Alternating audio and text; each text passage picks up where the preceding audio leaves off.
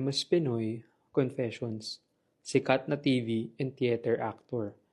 Hi, I'm 34. It was 5 years ago nung may nakilala ako sa Blue App, si Pops. He chatted me nung nasa province pa ako, until nagpunta ako ng Manila at doon, I started chatting him back. Nagkapalagayan kami ng loob kahit sa chat, then nalaman kong may anak pala si Pops na artista, dating child star sa biggest network noon, at kasabayan ng mga sikat na artista ngayon.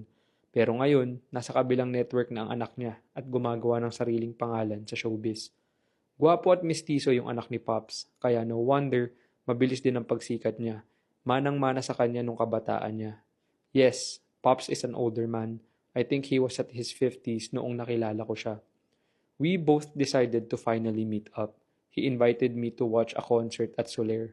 Doon ako namangha, nasa VIP set kami.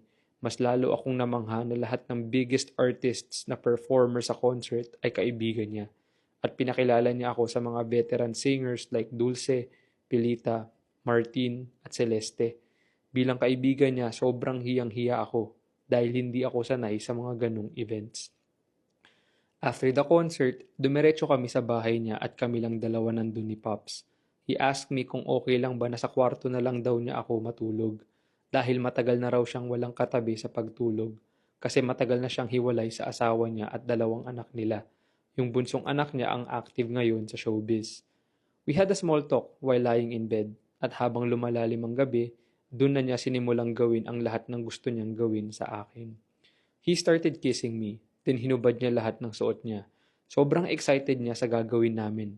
He grabbed my hand at pinahawak sa akin ang galit na galit niyang pagkalalaki. Sa tansya ko ay nasa mga 5 pulgada ang haba.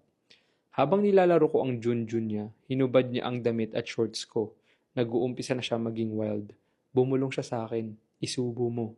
I tried to refuse pero I saw the disappointment on his face, kaya ginawa ko na lang ang gusto niya.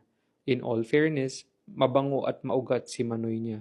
Ginawa ko lang ang lahat para masatisfy siya sa unang gabi namin. Kinabukasan, umuwi yung anak niyang artista sa bahay.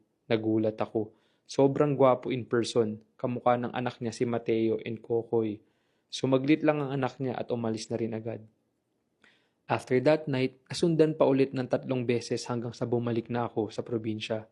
Madalang na kami mag-usap sa chat mula nung bumalik ako sa probinsya. Dumaan ng 2 taon at nagulat na lang ako sa nabalitaan ko. May nangyaring masama sa kanya sa hindi inaasahang pangyayari. Nalungkot at naluha ako sa masamang balita tungkol sa kanya. Masaya ako na kahit papaano ay nakasama ko siya kahit sa napakaikling panahon.